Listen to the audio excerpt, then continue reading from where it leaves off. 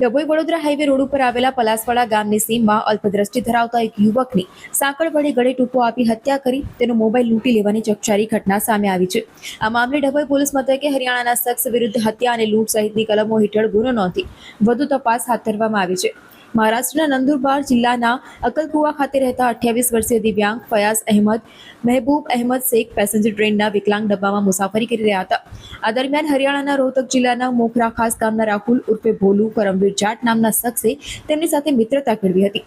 ત્યારબાદ આરોપી યુવકને વડોદરાથી ડભોઈ તરફ જતા નજીકના રેલવે સ્ટેશને ઉતારી ડભોઈ વડોદરા હાઈવે પર પલાસવાડા ગામની સીમમાં આવેલા સવિતા એસ્ટેટ સામેના એક ખુલ્લા પ્લોટમાં લઈ ગયો હતો, જ્યાં દિવાલ પાસે કોઈ કારણસર આરોપીએ ફયાઝ અહેમદને સાંકળ વડે ગળે ટૂંપો આપી મોતને ઘાટ ઉતારી દીધો હતો.